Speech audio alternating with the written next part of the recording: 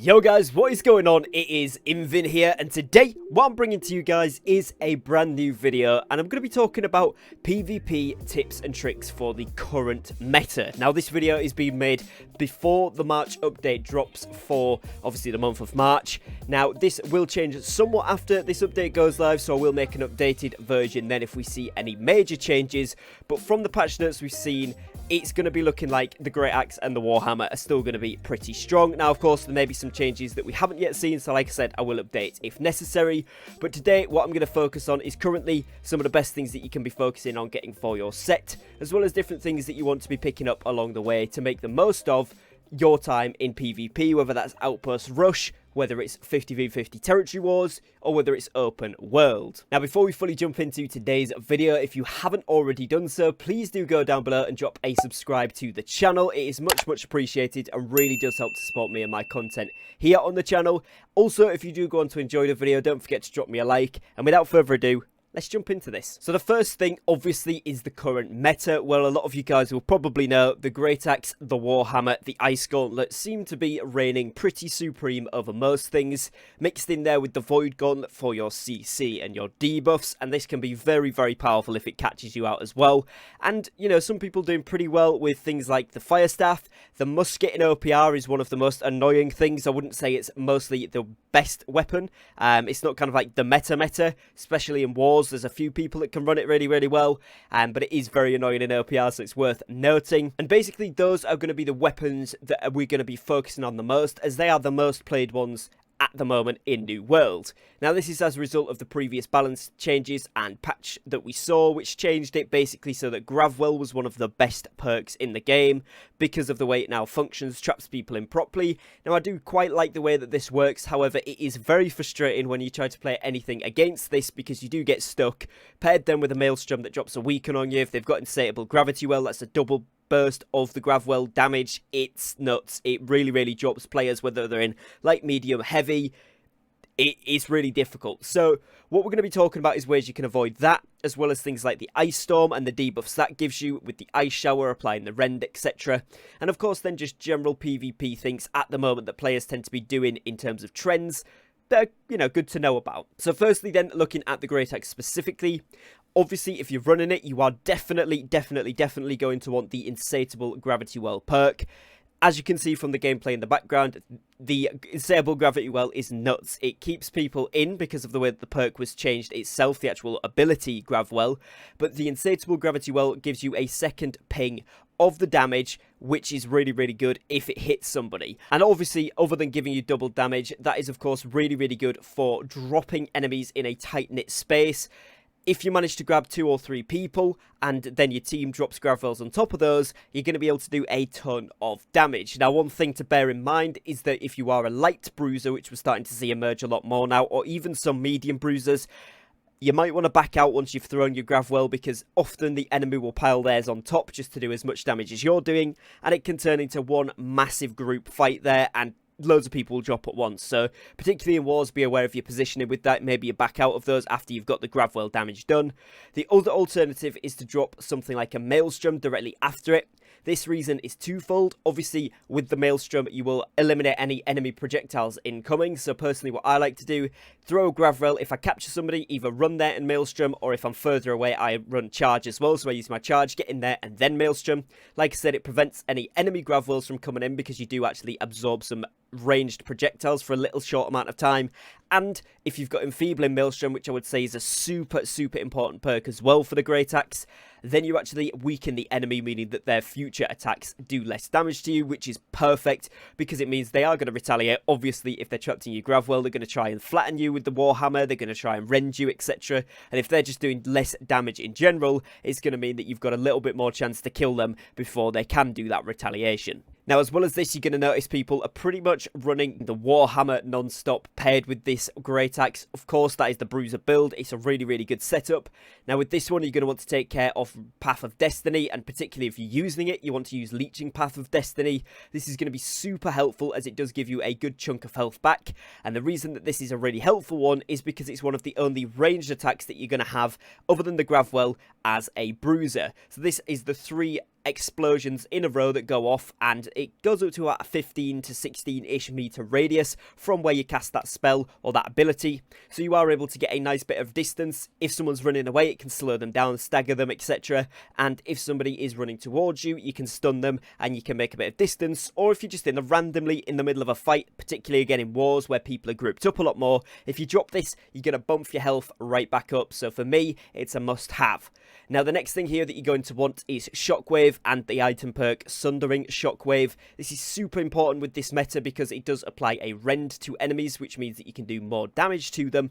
And with that as well, with the Shockwave, you can get it upgraded so that it does a bigger AoE, which again can incorporate multiple people into it and mean that you can reduce all the incoming damage and then pair it with additional damage to those enemies, which obviously paired with your team's abilities and such as well, particularly like we're going to get onto in a moment, the Ice Storm and the Ice Showers.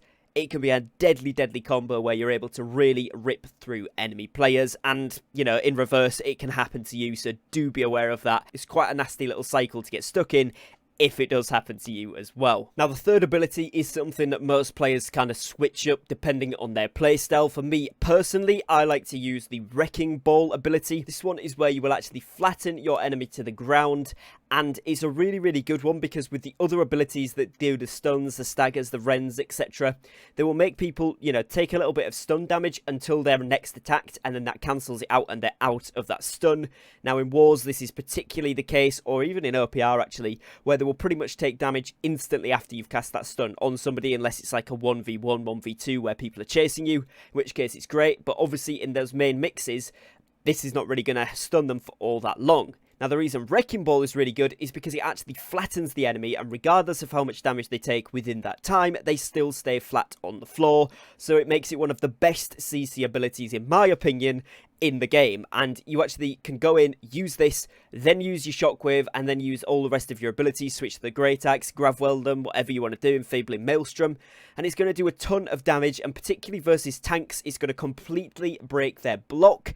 It's going to make them vulnerable for a long amount of time, so even if they've got a lot of HP, if you flatten somebody and your whole team jumps on them, or your whole group, you're really going to be able to burn these players down very quickly. So for me, it's a really good ability. It's completely up to you. Some people like the clear out ability for a similar reason, but for me, that's just the one I've found to be the most successful. Now, another thing to mention about Wrecking Ball is that you can actually upgrade it for the first passive upgrade that will give you a 20% fortify when you hit an enemy with it. Again, meaning that if you do get Gravwelled by the enemy, this can be used as a pretty good counter. So if people dive in on you, you're then able to drop a Wrecking Ball in the mix there. You're going to take 20% less damage, and hopefully in that time, a healer can get a Sacred Ground on you, a regular Light's Embrace, something like that, to keep you alive. And yeah, then that's going to be good to go. So you do want a little bit of self-sustaining there, and that one is really good for both of those reasons. Like I said, the CC and the Fortify. So personally, that is my choice. Now, moving on to the Ice Gauntlet then, obviously, we've got Ice Storm. This one is an absolute nightmare. If you get caught in it, it slows you down, it does tick damage, and it reduces your defenses, etc., which can be quite annoying. This paired with a Gravwell, like I said before, is a very deadly combination, so do watch out for those. If you see a Gravwell or an Ice Storm go down in OPR or in the 50v50 wars, I would highly recommend repositioning, because it's not going to be a fun time if it's followed up. Now, as well with the Ice Gauntlet, people forget about this one, but Ice Shower, as well as making you stuck, actually does apply a rend if they have the correct upgrades on the passive tree, which most players do. So do bear that in mind. You are going to take a lot more damage if you've been in the Ice Storm and the Ice Shower, and then of course paired with other abilities from other weapons as well, it's going to be a pretty nasty combo. So you do want to make sure, again, especially in wars, people have seen a lot of players complaining that they're dropping so fast, and it's because they're getting so many debuffs stacked on top of one another that it can be really tricky to escape from. And now sometimes even the best player in the world wouldn't be able to escape. If you get caught in, you know, a Gravwell or two, plus an Ice Storm, plus an Ice Shower, it's done. You're out. But right now, that's just the way it plays out. You just got to try and be as careful as you possibly can, especially Bruisers, with your positioning to try and get out of the way. So I've talked quite a lot there about some of the main abilities, particularly on the Bruiser side, but also on the Ice Gauntlet. Now what I'm going to talk about is ways that you can counter this. Now, I mentioned positioning in the previous section of this video, where I talked about, you know, trying to get yourself out of the way, and this is a little bit easier for casters rather than, of course, the melee, the Bruisers particularly, and of course the tanks that are going to be on the points. Now, one thing you can do is the way that you set up your gear. For me, at the moment, our group, we're looking at Resilient as being one of the priorities. Now, in New World, there's a general rule of thumb. Seeing 3 or more of these is where you're going to really notice the difference. So 1 or 2 is great, and if you can get them, do. But if you're able to get 3 or 4, or even the full set of 5 with Resilient, I think you are really going to start noticing the difference from that 3 or more pieces, because that's when it starts to stack together. Now, there has been some testing done by some great YouTube creators who have tested out whether this actually does stack, and the answer overall has been yes, it does. It's not the exact numbers, so it's not going to be the same percentage across the board, but it's generally pretty much bang on to what you would expect it to be. So obviously when you have a few pieces together there, you can really start to get a nice resistance to critical damage. Now, the reason this is so important in this meta, and it's something that a lot of players are missing out on, is the passive abilities from the Great Axe tree. Increase critical damage, increase critical chance at lower HP targets, etc, etc, and it does focus a lot around getting those crit hits, making crit damage do more, and of course that's going to be really pivotal. If you then have Resilient against that, it's going to keep you alive, because like I said there, the Bruisers really are the meta at the moment. Now, alongside this, what you will also notice is that kind of the Ice Gauntlet, lots of people are using the Winter's Wish. It's a vicious and it's a keen Ice Gauntlet, so again, criticals coming in there. Most people are using the same thing on the Fire Staff, and generally across the board, pretty much any other weapon combination you're going to come across, critical damage is something players focus on, because it does mean you do a lot more damage generally. So if you are then a player that has 3 or 4 or even 5 Resilient pieces, you're going to be looking pretty good. Now, obviously that's current meta, that's mostly because of the Great Axe and how good the criticals are with that. However, it will still be useful afterwards. Just, you know, take it as it comes, read the patch notes when they come out if you are someone that's vastly invested in PvP to see whether this is still going to be useful. But I would never say that it's going to be a terrible perk to have, because Resilient across the board is generally a good thing. You want to take less damage from crits, it's pretty good. Now, the other thing that I would really recommend if you can get it is getting Purifying Toast on your jewelry. This one is when you drink a regeneration potion, it randomly removes one of your debuffs. Now, at first glance, this might seem a little bit iffy, but it's actually really good, because if you've got a couple of stacks of Rend on there, you've got a stack of Weaken, etc, etc, you can see how these add up on the hotbars. You get tons all of a sudden. This can be really good at just getting rid of one of those things, which can actually keep you alive, especially when paired with either an Oak Flesh Balm or indeed a Gemstone Dust. It can be a nice little combination that allows you to escape from battle. And that really nicely segues into my next point, which is actually the consumables. Like I mentioned there, Oak Flesh Balm and Gemstone Dust, as well as regen, health pots, mana pots, whatever you need there. But lots of people are not taking advantage of the Oak Flesh and the Gemstone particularly. Those are for physical and elemental resistances for a short amount of time or a certain amount of hits, depending which comes first, and these can really help turn the tide of battle, particularly when you're in wars and you're down to the last point, or even you're up to 3 points but all of the enemies are attacking in one big clump on the point you're on. When that does happen, or if you get caught in a Gravwell, if you pop, for example, an Oak Flesh Balm, the chances of you surviving that with a little bit of healer help is much higher than if you decide you're not going to pop that because you don't want to waste it, you don't want to buy them, etc. I've seen lots of battles won simply off that. You reverse their push, they have to try it again, you do the same next time, and every time they come in and do that, you've got some extra support there from your consumables. It's really going to help. Now, like I said there, you do see a lot of these debuffs starting to stack up, and particularly in the war environment, one of the main things that I would say people are sleeping on at the moment is the cleanse potions.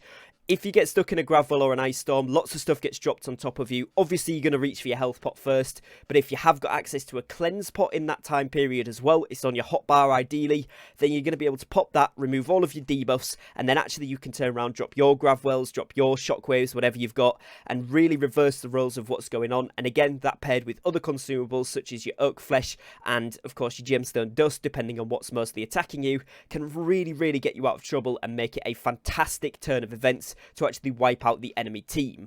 Now, of course, most of these are workarounds to the current meta. Some of you will say, well, I don't actually like how it is, I think it should be changed, and that's all for another video to talk about there, because of course there is opinions for both sides of that. This is more just based on tips that can help you get around what the current meta actually is. Now, finally, just a little tip for anybody that's in light armor, particularly I'm looking to my healers and mages here, and some of the ranged DPS guys that really go for pumping damage. Especially in wars and OPR, you're going to notice this the most. As soon as you see the charge up animation for a Gravwell, which is where they swing the Great Axe backwards and then start to bring it forward in like a golf motion, so they're swinging a club at a ball, you're going to see the grav well start to come out of that. As soon as you see them pull the axe back, try to roll forwards, as this should get you out of the range of the grav well. It only has about a 10-meter range to throw it, which is still pretty decent for a melee character, but it does mean that with a light roll, you should be able to get nicely out of the distance there. Obviously, sometimes it doesn't work as you would like it to. You get caught in other stuff. Someone drops an ice shower just round about there and you kind of get caught up. Other times, you know, you might get double grav wells, so someone will, as soon as you've rolled, will drop another one. Hopefully you've got 2 up, but if you haven't, you know, that's just how it goes. But this is something that when I've been playing in my light set, my mage set for OPR, particularly just trying it out, this has worked really, really well. It's just kind of watching over my shoulder with the camera view and just dodging as soon as I see that charge up. And often that will get me out of there. I'll drop an ice shower in front of me after that, or an ice storm, and then just carry on running and hope for my best. So again, if you have got access to those abilities, I would recommend utilizing them at that point, because if people miss you with the grav well, they're probably going to charge on you. They'll be pretty frustrated. They'll be dropping the path of destinies, etc. So just get yourself out of the way as quick as you can. Now, other than that, that is pretty much how the meta's going at the moment. So hopefully those tips will help you to survive more, depending upon what your playstyle and what your kind of preference is to PvP, whether it is OPR, whether it's wars, whether it's open world. All of these tips should apply to all of those situations, so hopefully they have helped. If you're someone that is also into PvP, you enjoy it in New World, and you've got some tips for the current meta, then please do drop them in the comments down below. All help and advice would be much appreciated. Let's share it with each other in the community so that we can all get better as a group. And other than that, guys, that is going to be it for today. So I'd like to thank you for watching, thank you for your time, and I will catch you again very, very shortly in a brand new upload. Take care, guys, and peace.